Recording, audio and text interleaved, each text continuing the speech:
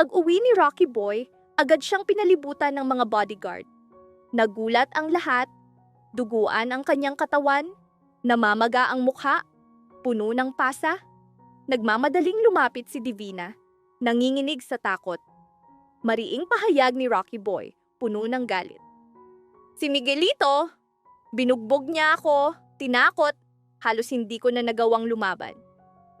Lalong nag-apoy ang kanyang puot laban kay Miguelito.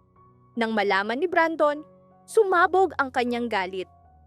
Para sa kanya, hindi sapat ang simpleng ganti o kamatayan. Dapat ilibing ang buong pamilya ng Guerrero bilang kabayaran. Pinilit siyang pigilan ni Divina, ngunit huli na. Nakapasok na si Rocky Boy sa itim na pick-up ni Brandon, kasama ang 5 armadong tauhan, handa sa pag-atake. Mabilis na umalis ang pick-up. Iniwan si Divina na nanginginig. Hawak ang dibdib.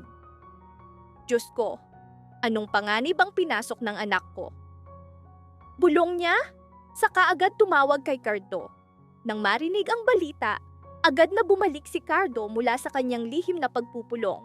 Sa loob ng pick-up, mabigat ang katahimikan. Nagliliyab ang mga mata ni na Rocky Boy at Brandon habang papalapit sa compound ng tereno. Mariing bulong ni Rocky Boy. Kapag nakita ko si Miguelito, sisiguraduhin kong hindi na siya aabot sa ospital. Sagot ni Brandon, huwag kang mag-alala. Matatapos ang lahat ngayong gabi. Biglang nagliwanag ang cellphone ni Brandon. Isang mensahe mula sa hindi kilalang numero. Mag-ingat, hindi mo alam ang paparating. Naghihintay ang panganib. Napakunot ang noo ni Brandon, itinapon ang telepono. Patibong, trick ng tereno, hindi na tayo babalik. Hindi nila alam, may mga matang nakamasid na sa kanila sa dilim. Samantala, hindi mapakali si Miguelito. Kahit napapalibutan ng mga gwardya, nananatiling mabigat ang kanyang loob. Nakikita pa sa kanyang kamao ang bakas ng dugo mula sa pambubugbog kay Rocky Boy. Ngunit ang nararamdaman niya ay hindi galit, kundi kakaibang pangamba. Sa sandaling iyon, pumasok sa compound ang isang matandang nakaitim, si El Padrino, ang pinakamatindi at pinakatagong koneksyon ng pamilya Pererno. Malamig ang kanyang tinig. Miguelito, may manghuhuli sa'yo. Hindi ito simpleng alitan. Nakipaglaro ka sa maling tao. Sino? Tanong ni Miguelito. Pilit na pinatatatag ang boses. Mapang-uyam ang sagot ng matanda. Akala mo si Rocky Boy ay karaniwang runner lang? Hindi mo alam kung sino ang nasa likod niya. Napalayo si Miguelito, nanginginig. Ano ang ibig mong sabihin? Ngumisi si El Padrino. Hindi mo alam. Siya ay dugo mo, apo mo. Nanlumo si Miguelito. Ano? Paano? Nanginginig ang tinig niya. Pulong ng matanda. Dumating na ang oras. Ang lihim ng pamilya na itinago ng 20 taon, ngayong gabi, guguho. Samantala, dumating si Cardo sa mansyon ni Divina. Mariin ang kanyang tinig. Alam ko hindi ko dapat pakialaman, pero hindi ko hahayaang madamay pa ang iba. Lalong nagngit-ngit si Brandon. Ang kanyang likas na ugali, kapag kumilos, walang makakapigil. Cardo, tulungan mo ako. Pagmamakaawa ni Divina, luha ang mukha. Ayokong maging mamamatay ang anak ko. Agad silang umalis, kasama ang ilang tauhan ni Cardo. Ngunit hindi nila alam, may sasakyang nakasunod sa dilim. Walang plaka, patay ang ilaw, tahimik. Pagdating ng pick-up ni na Rocky Boy at Brandon sa teritoryo ng tereno, bang! Bang! Bang! Nabasag ang windshield, bumangga ang truck. Sumabog ang putukan mula sa mga bubong. Ambush! Sigaw ni Brandon, tumalon sa lupa. Bumuhos ang bala mula sa itaas. Ngunit kakaiba, hindi ito mga tauhan ng tereno. Maskarados? Sigaw ng isa. Mga nakamaskara, sanay na mamamatay tao, mabilis na gumalaw. Pinagbabaril isa-isa ang mga tauhan ni Brandon. Natigilan si Rocky Boy. Ano ito, Brandon? Nanginginig si Brandon. Hindi ko alam. Halos maubos na sila nang biglang tumigil ang putukan. Nawala ang mga nakamaskara, parang multo sa gabi. naiwan sina Rocky Boy at Brandon, sugatan, ubos bala, ubos lakas. Ilang sandali, dumating si Cardo. Iniligtas ang mga sugatan, binandahan ang mga sugat ni Rocky Boy. Mariing sabi ni Cardo, hindi ito mga tereno. Nagmatalim ang mata ni Brandon. Kung ganoon, Cardo, sino ang kaaway natin? Huminga ng malalim si Cardo sa kabumulong. May grupong mas mapanganib kaysa sa tereno. Hindi sila lilitaw ng walang dahilan. Ang tunay nilang target, si Rocky Boy. Nanlaki ang mata ng lahat. Nanginginig ang tinig ni Rocky Boy. Ako? Bakit ako? Mabagal na sagot ni Cardo. Dahil ikaw ang nawawalang anak ng isang taong ayaw mong makilala. Ang taong sumira ng napakaraming pamilya. Mabilis na lingon ni Brandon. Sino? Umiling si Cardo, hindi makapagsalita. Napakabigat ng katotohanan. Sa wakas, lumapit si Divina. Luha ang tinig. Anak, si Don Marcelo Tereno ang tunay mong ama. Nayanig ang mundo ni Rocky Boy. Hindi ito totoo. Bulong niya, nanginginig ang mga kamay. Anak, patawarin mo ako, hagulgol ni Divina. Gusto kong ilayo ka sa kanya. Si Marcelo ang ugat ng lahat ng karahasan. Kaya itinago ko ang katotohanan. Pero ngayon, alam na nilang buhay ka. Pagkatapos, sisimulan na natin ang paliwanag. Natigilan si Brandon. Kaibigan niya si Rocky Boy, ngunit ang revelasyon ay nangangahulugang ang kaaway ay kadugo. Ang tagapagmana na minsan nilang sinubukang burahin. Sa mansyon ng tereno, bumaba ang isang helicopter. Lumabas ang isang matangkad na lalaki. Walang emosyon sa mukha. May malalim na peklat mula tainga hanggang panga. Don Marcelo. Nasaan ang bata?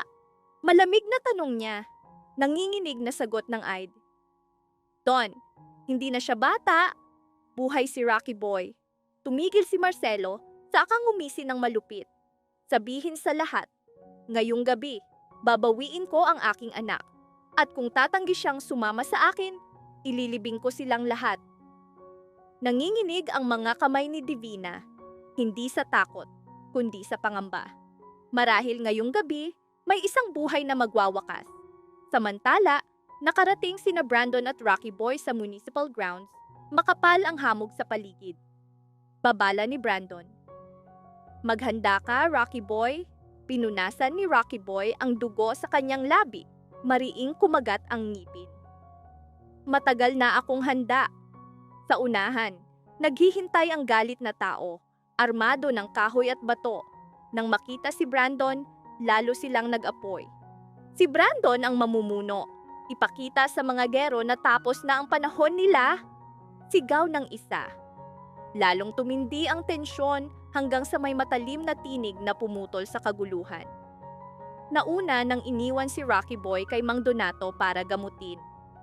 Binalaan siya ni Donato na mag-ingat. Napapalibutan ng pulis ang lugar. Nagpasalamat si Tanggol at kalmado ang sagot ni Donato. Wala iyon. Sa ibang dako, nagngit-ngit si Kidlat. Bakit tayo pinatibong ng mga perik na iyon? Sagot ni Espineli. Hindi lang sila perik, dagdag ni Maro. Sila ay National Anti-Drug Commission, pinakadelikado pagdating sa droga. Galit na sigaw ni Teban. Bakit hindi mo alam na nagtitipon sila? Balik sa municipal grounds, kumulo ang galit ng tao. Biglang umalingaw-ngaw ang sirena sa malayo. Kumalat ang takot, nagsimulang umatras ang mga tao. Ngunit hindi si Brandon. Humakbang siya pasulong. Hindi tayo uurong. Hindi ngayon, hawak natin ang katotohanan. Sigaw niya, tinuturo ang gusali kung saan nagtatago ang mga hero. Nagningas ang kanyang mga mata, higit pa sa galit ng tao. Sa loob, nakatitig si Divina sa lumang radyo. Kumikislap ang ilaw, babala ng unos na paparating. Nanginginig, pinakinggan niya ang bawat ulat, bawat salitang tumatagos sa kanyang dibdib. Kapag may nangyari sa kanila, kapag may nangyari kay Tanggol, pulong niya, pilit tinatago ang takot, ngunit hindi na niya kinaya. Tumayo siya, handang lumabas sa kabila ng mga pakiusap ng kasama. Hindi ako pwedeng nakaupo lang habang nilalamon ng kaguluhan ng paligid. Samantala, sina Tanggol, Kidlat at Espineli ay nasa makitid na iskinita sa likod ng palengke. Sumabog ang putukan, malakas, mabilis, hindi normal. Mabilis na lingon ni Tanggol. Hindi ito karaniwang raid, may manghuhuli sa atin. Hindi sila lokal na pulis, iba ang taktika nila. Nag-crackle ang encrypted radio ni Maro. Lumabas ang tinig. Minegatibo 2, kumilos na. Target elimination. Walang palalagpasin. Napasinghap si Kidlat. Elimination? Hindi arrest? Bakit? Natigilan si Espineli. Malamig ang tinig ni Tanggol. Dahil na dapat tayo sa landas ng mas malaking puwersa at hindi lang sila kasama ang ating angkan. Sa municipal grounds, sumabog ang kaguluhan. Tear gas ang bumalot sa kalsada. Namula ang mga mata, nahirapan ang paghinga, nagsisigawan ang mga bata. Nagsitakbuhan ng tao, ang iba'y bumagsak. Si Brandon, hirap huminga, pilit na sumulong. "Rocky boy, nasaan ka?" Sigaw niya. "Nandito, Brandon, may sugatan," sagot ni Rocky boy. Dali-daling lumapit si Brandon at nakita ang bumagsak na pulis. Ngunit agad niyang napansin, hindi ito ordinaryong pulis. Ang uniforme ay may insignia ng isang lihim na unit. Lalong lumaki ang tanong, sino ang tunay na nasa likod ng labang ito? At bakit si Rocky Boy ang target? Sa uniforme ng ahente, malinaw ang logo ng National Anti-Drug Commission, ang parehong grupo na binanggit ni Maro. Bakit sila narito? Pulong ni Brandon, hindi makapaniwala. Ngunit bago pa siya makapagtanong, nakita niya ang cellphone ng patay na ahente. Bukas ito, nagre-record. Pinindot niya ang play. Mula sa speaker, umalingaw-ngaw ang nakakatakot na tinig. "Siguraduhin ninyong mawala ang mga batang ito bago sumikat ang araw. Ayokong may makarating kay Don Gustavo." Nanlamig si Brandon, nakatitig kay Rocky Boy. Pareho silang nanginig, hindi sa takot, kundi sa pagkilala sa tinig. Imposible! Ang tinig na iyon ay, ngunit bago pa matapos, 3 armadong lalaki ang lumitaw mula sa dilim. Nakamaskara, nakataas ang rifle. "Ibagsak ang armas! Kayo ang target namin!" Mabilis na hinila ni Rocky Boy si Brandon. "Takbo!" Sumabog ang putukan. Tumalbog ang mga bala sa semento at bakal. Tumalon sila sa likod ng lumang truck. Sigaw ni Brandon, "Hindi ito normal na operasyon." Sagot ni Rocky Boy, "Hindi nila tayo huhulihin. Papatayin nila tayo." Samantala, nagpasya si Tanggol na tumakas sa estero. Ngunit sa tulay, may aninong lumitaw. "Tumigil ka, Tanggol." Nanigas ang kanyang katawan, ang tinig na matagal na niyang kinatatakutan. Mula sa dilim, lumabas ang lalaking may malalim na peklat sa pisngi. Rafael, kapatid ng kanyang ama, dating pinuno ng kilusan, akala'y patay na. "Bakit ka narito?" Nanginginig ang tinig ni Tanggol. Malamig na sagot ni Rafael, "Sa papel, patay na ako. Pero sa misyon, buhay. At ang misyon ko, pigilan ka, dahil ikaw na ang bagong target ng council." Bumigat ang katahimikan. Napagtanto ni Tanggol, ngayon pa lang nagsisimula ang tunay na digmaan. Samantala, nagtatago si Divina sa likod ng nakaparadang jeep. Isang marahang tapik sa balikat ang nagpalingon sa kanya. Isang batang babae, umiiyak. "Ate, may lalaking nagbigay ng papel. Sabi niya, ikaw ang dapat bumasa. Karapatan mo." Pinuksan ni Divina, halos mabitawan sa gulat. Si Tanggol ang susunod na papatayin. Huwag kang magtiwala, lalo na sa tinatawag mong kaibigan. Sa ibaba, nakatatak ang nakakatakot na selyo, ang tatak ni Don Gustavo. Bumilis ang tibok ng kanyang puso. Malinaw na ngayon, hindi lang gobyerno, hindi lang komisyon, kundi mas madilim na puwersa ang nakatali sa nakaraan ni Tanggol. Bago pa siya makatakbo, Malamig na kamay ang humawak sa kanyang braso. Isang tinig ang bumulong. Mga bagong buyer lang. Kakilala ng kakilala. Paano ko malalaman na mga ahente sila? Samantala, sumabog ang galit ni Espineli. Trabaho mong protektahan ako at ang negosyo ko. Ginawa mo iyon? Buhay pa tayo. Bakit ka nagagalit? Binayaran ka naman. Ngunit hindi na nakapagtimpi si Teban. Hinugot ang baril, handang magpasabog ng panibagong kaguluhan. Sa gitna ng kaguluhan, lalong lumalim ang bangin ng katotohanan. Nagngit-ngit si Espineli, ngunit agad na pinigil ni Lo. Ang pinakamahalaga, ligtas tayo. At iyon ay dahil sa mga tao ni Vice Mayor Maro. Malamig ang tinig ni Maro. Marami na akong nakatrabaho na tulad nila. Sa negosyong ito, walang lubos na mapagkakatiwalaan, pero magagamit sila.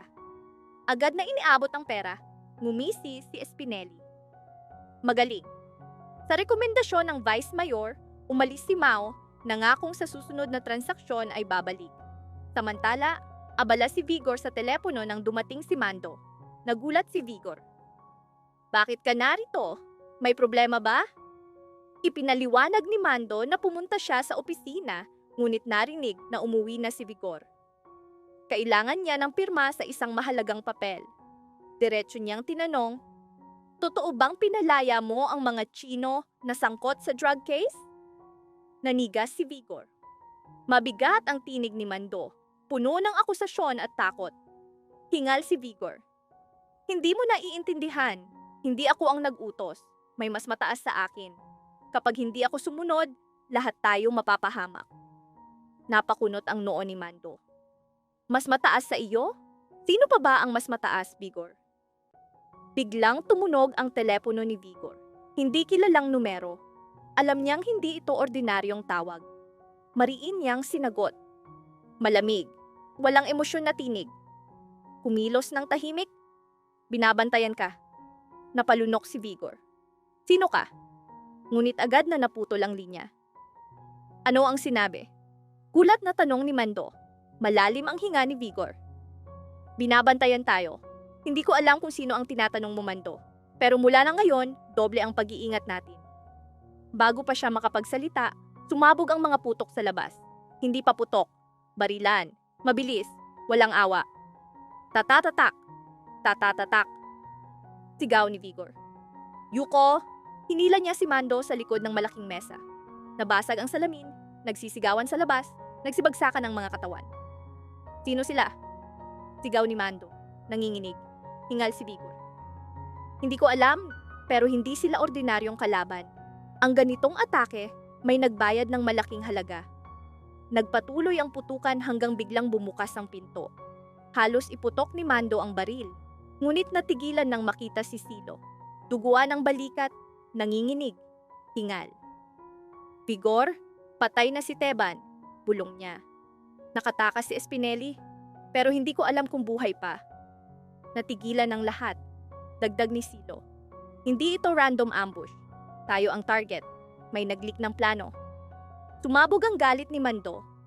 Huwag mo akong sisihin? Narito ako. Baka si Maro. Biglang namatay ang lahat ng ilaw. Nilamon ng dilim ang silid. Mula sa labas, umaling-aungaw ang malakas na tinig sa megaphone. Vigor, alam naming narito ka. Lumabas ka. Kapag sumama ka, hindi ka namin papatayin. Nanlamig ang mundo ni Vigor. Kilala niya agad ang tinig. Hindi ito bayarang gunman. Ito ay dating kaalyado, matagal nang akalay patay. Kiro Val, dating kanang kamay ni Vigor sa sindikato na naglaho nang lumaban si Vigor sa karibal na grupo. Ngayon, mula sa anino, bumalik si Kiro. May iisang layunin, kunin si Vigor. Kiro, bulong ni Vigor. Imposible, sabi nila, tapos ka na. Umalingaw-ngaw ang tawa ni Kiro sa labas. Tapos, hindi nila ako matatapos. Pero matatapos kita, Vigor, kapag pinilit mo akong pumasok. Napalunok si Mando. Vigor, ano ba itong pinasok natin? Bakit nadadamay kami? Walang sagot si Vigor. Dahan-dahan siyang tumayo, hinugot ang nakatagong shotgun sa ilalim ng mesa. Sumilip sa basag na bintana. Kumislap ang mga pulang laser sights sa dilim, mga sniper sa bubong. Mariing tinig ni Vigor. Mando, kapag hindi tayo kumilos ngayon, tapos na tayo. Ano ang plano? Nanginginig ngunit handa si Mando. May daan sa likod, hindi nila alam ang tunnel papunta sa lumang warehouse. Doon tayo magtatago. Biglang nag-vibrate ang telepono ni Vigor. Isang text, tumakbo. Alam ko ang pasukan ng tunnel. Huwag mo akong subukan. Napamura si Vigor. Putang ina! Alam niya lahat ng sikreto ko. Paano? Sigaw ni Mando. Paano posible iyon? Ibinunyag ni Vigor ang nakagugulat na katotohanan. Si Kiro, kapatid ko, dugo. Pero mas delikado pa kaysa sa demonyo. Nanigas si Mando at Lo. Hindi nila inakalang ganoon kalalim ang ugat ng lahat ng galaw ni Vigor. Ang kanyang galing, ang kanyang kaalaman sa sindikato, lahat may mas madilim na pinagmulan. Wala ng oras. Biglang sumugod ang dalawang armadong lalaki, itim ang uniforme, night vision goggles kumikislap. Uminog si Vigor, sumabog ang shotgun. Boom! Tumilapon ang isa, mabilis na bumaril si Mando, habang si Silo ay tumakbo sa likod upang ituro ang daan palabas. Habang tumatakbo sila sa dilim, sumabog ang granada sa itaas. Gumuho ang bubong, bumagsak ang alikabok at debris. Sa labas, muling umalingaw-ngaw ang tawa ni Kiro.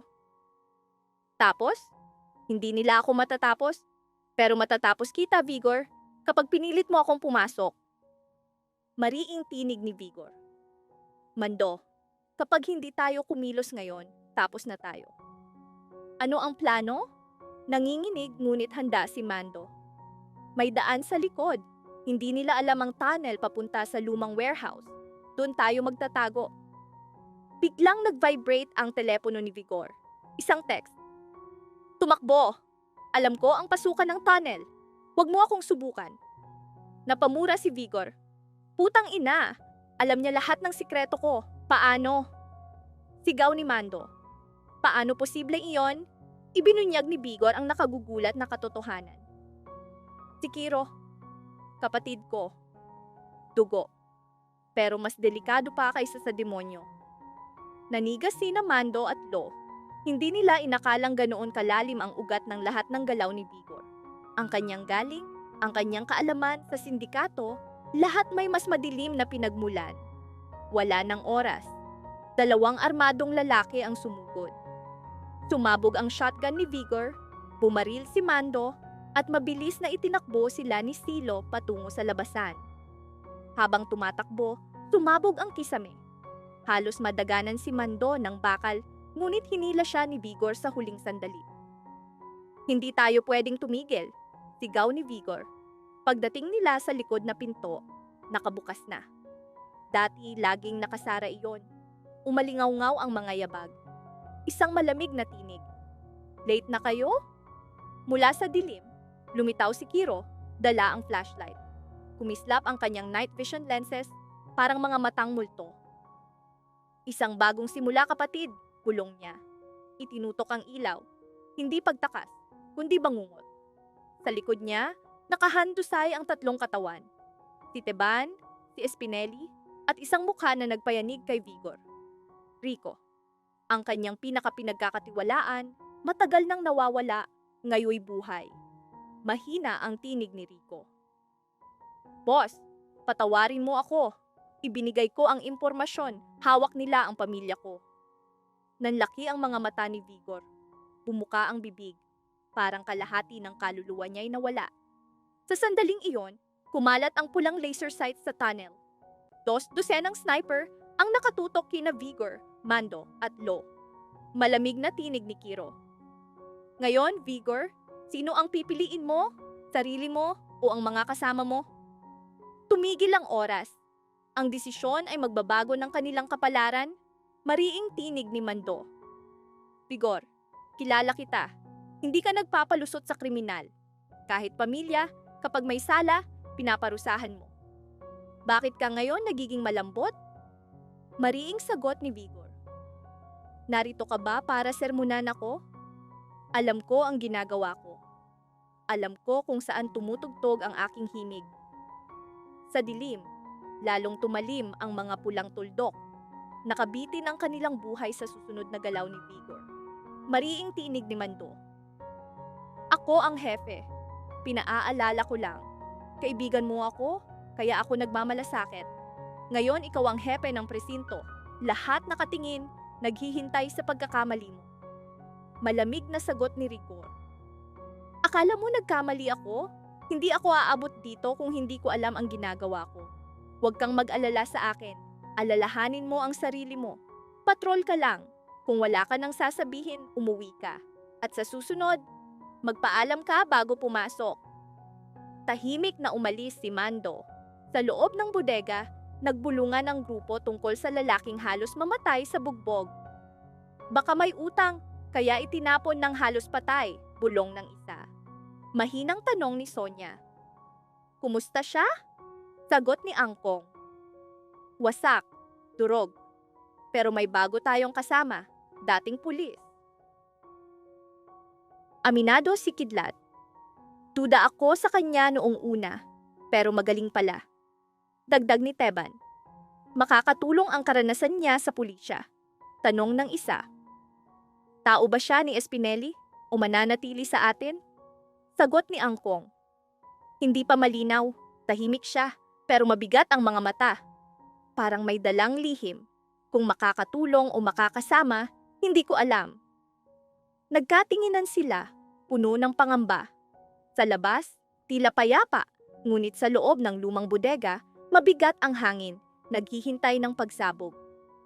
Umupo si Sonia sa tabi ni Kidlat. Kung dating pulis siya, hindi siya ordinaryo. Walang pulis na sumasama sa atin ng walang dahilan. Mariing sagot ni Teban. May dahilan. Itinatapon ng sistema ang mga pulis. Yung mga pinagtaksilan, iniwan, tinawag na basura ng departamento dahil masyadong tapat o masyadong marumi. Umiling si Sonia. Ayoko ng maruming panig. Bago pa matapos ang usapan, umalingaw-ngaw ang tatlong malalakas na katok sa pinto. Mabigat, mabilis, desperado. Agad silang naghanda, nakataas ang balikat, handa sa labanan. Sino yan? Sigaw ni Angkong. Mula sa labas sagot, si Maroto. Ngunit kakaiba ang kanyang tinig. Walang yabang, walang tapang. Ngayong gabi, may humahabol sa kanya. Takot ba o galit? Hindi nila matukoy. Dahan-dahang binuksan ni Kidlat ang pinto. Pumasok si Maro, agad umatras ang lahat. Punit ang labi, gusot ang kwelyo, at sa kanyang kamay kumikislap ang isang police badge. Ngunit hindi kanya. Bakit may police badge ka? Gulat na tanong ni Sonia. Malalim ang hinga ni Maro, nanginginig ang dibdib. Dahil mas malaki ang problema natin kaysa inaakala. At hindi ko alam kung paano ko sasabihin nang hindi kayo tatakbo. Lumapit si Angkong. Sabihin mo. Sumandal si Maro sa haligi, pinunasan ng dugo sa noo. Si Chief Rigor, hindi lang siya malambot sa kriminal. Hindi siya pabaya. Hindi siya nagkakamali. Ginagawa niya iyon dahil may pinoprotektahan siya. Ano ang ibig mong sabihin? Mabigat ang tinig ni Teban. Mariing sagot ni Maro. May lihim na sindikato, hindi binabanggit kahit saan. Ang lalaking binugbog ng halos mamatay, hindi lang siya biktima. Isa siya sa gustong magtestigo laban sa sindikato. At hulaan ninyo kung sino ang nagpoprotekta sa kanila? Sabay-sabay silang napalingon. Mahinang bulong ni Sonia. Si Rigor? Imposible.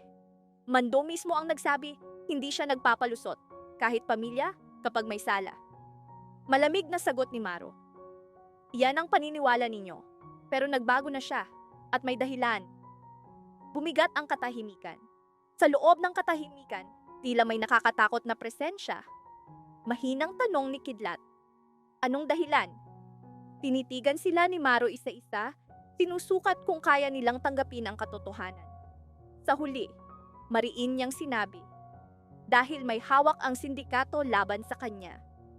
Biglang nag-vibrate ang telepono ni Vigor. Isang text, tumakbo. Alam ko ang pasukan ng tunnel. Huwag mo akong subukan. Napamura si Vigor. Putang ina! Alam niya lahat ng sikreto ko. Paano? Sigaw ni Mando. Paano posible iyon? Ibinunyag ni Vigor ang nakagugulat na katotohanan. Si Kiro, kapatid ko, dugo. Pero mas delikado pa kaysa sa demonyo. Nanigas sina Mando at Lo. Hindi nila inakalang ganoon kalalim ang ugat ng lahat ng galaw ni Vigor. Ang kanyang galing, ang kanyang kaalaman sa sindikato, lahat may mas madilim na pinagmulan. Wala ng oras. 2 armadong lalaki ang sumugod. Sumabog ang shotgun ni Vigor, bumaril si Mando, at mabilis na itinakbo sila ni Silo patungo sa labasan. Habang tumatakbo, sumabog ang kisame. Halos madaganan si Mando ng bakal, ngunit hinila siya ni Vigor sa huling sandali. Hindi tayo pwedeng tumigil, sigaw ni Vigor. Pagdating nila sa likod na pinto, nakabukas na. Dati, laging nakasara iyon. Umalingaw-ngaw ang mga yabag, isang malamig na tinig. Late na kayo. Mula sa dilim, lumitaw si Kiro, dala ang flashlight. Kumislap ang kanyang night vision lenses, parang mga matang multo. Isang bagong simula, kapatid, bulong niya. Itinutok ang ilaw, hindi pagtakas, kundi bangungot. Sa likod niya, nakahandusay ang 3 katawan, si Teban, si Espineli, at isang mukha na nagpayanig kay Vigor. Rico. Ang kanyang pinagkakatiwalaan, matagal nang nawawala, ngayoy buhay. Mahina ang tinig ni Rico. Boss, patawarin mo ako. Ibinigay ko ang impormasyon, hawak nila ang pamilya ko. Nanlaki ang mga mata ni Vigor, bumuka ang bibig, parang kalahati ng kaluluwa niya'y nawala. Sa sandaling iyon, kumalat ang pulang laser sights sa tunnel. 2 dosenang sniper ang nakatutok kina Vigor, Mando, at Lo. Malamig na tinig ni Kiro. Ngayon, Vigor, sino ang pipiliin mo? Sarili mo o ang mga kasama mo? Tumigil ang oras. Ang desisyon ay magbabago ng kanilang kapalaran. Mariing tinig ni Mando. Vigor, kilala kita. Hindi ka nagpapalusot sa kriminal, kahit pamilya, kapag may sala, pinaparusahan mo. Bakit ka ngayon nagiging malambot? Mariing sagot ni Vigor. Narito ka ba para sermunan ako? Alam ko ang ginagawa ko. Alam ko kung saan tumutugtog ang aking himig. Sa dilim, lalong tumalim ang mga pulang tuldok. Nakabitin ang kanilang buhay sa susunod na galaw ni Vigor. Mariing tinig ni Mando. Ako ang hefe. Pinaaalala ko lang. Kaibigan mo ako, kaya ako nagmamalasakit. Ngayon ikaw ang hepe ng presinto, lahat nakatingin, naghihintay sa pagkakamali mo. Malamig na sagot ni Rigor. Akala mo nagkamali ako? Hindi ako aabot dito kung hindi ko alam ang ginagawa ko. Huwag kang mag-alala sa akin. Alalahanin mo ang sarili mo. Patrol ka lang. Kung wala ka nang sasabihin, umuwi ka. At sa susunod, magpaalam ka bago pumasok. Tahimik na umalis si Mando. Sa loob ng bodega, nagbulungan ang grupo tungkol sa lalaking halos mamatay sa bugbog. Baka may utang, kaya itinapon ng halos patay. Bulong ng isa. Mahinang tanong ni Sonia. Kumusta siya? Sagot ni Angkong. Wasak, durog. Pero may bago tayong kasama, dating pulis. Aminado si Kidlat.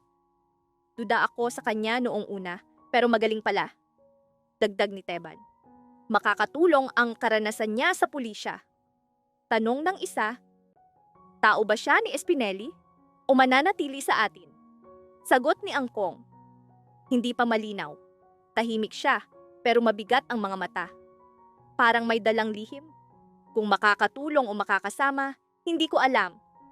Nagkatinginan sila, puno ng pangamba.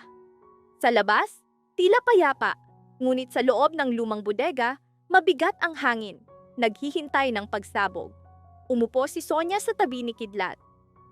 Kung dating pulis siya, hindi siya ordinaryo. Walang pulis na sumasama sa atin ng walang dahilan. Mariing sagot ni Teban. May dahilan. Itinatapon ng sistema ang mga pulis. Yung mga pinagtaksilan, iniwan, Tinawag na basura ng departamento dahil masyadong tapat o masyadong marumi. Umiling si Sonia. Ayoko ng maruming panig. Bago pa matapos ang usapan, umalingaw-ngaw ang tatlong malalakas na katok sa pinto. Mabigat, mabilis, desperado. Agad silang naghanda, nakataas ang balikat, handa sa labanan. "Sino yan?" Sigaw ni Angkong.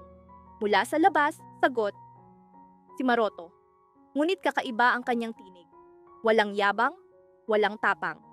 Ngayong gabi, may humahabol sa kanya. Takot ba or galit? Hindi nila matukoy. Dahan-dahang binuksan ni Kidlat ang pinto. Pumasok si Maro, agad umatras ang lahat. Punit ang labi, gusot ang kwelyo, at sa kanyang kamay kumikislap ang isang police badge. Ngunit hindi kanya. "Bakit may police badge ka?" Kulat na tanong ni Sonia. Malalim ang hinga ni Maro, nanginginig ang dibdib. "Dahil mas malaki ang problema natin kaysa inaakala. At hindi ko alam kung paano ko sasabihin nang hindi kayo tatakbo." Lumapit si Angkong. "Sabihin mo." Sumandal si Maro sa haligi, pinunasan ng dugo sa noo. Si Chief Rigor, hindi lang siya malambot sa kriminal. Hindi siya pabaya. Hindi siya nagkakamali. Ginagawa niya iyon dahil may pinoprotektahan siya. "Ano ang ibig mong sabihin?" Mabigat ang tinig ni Teban. Mariing sagot ni Maro. "May lihim na sindikato, hindi binabanggit kahit saan.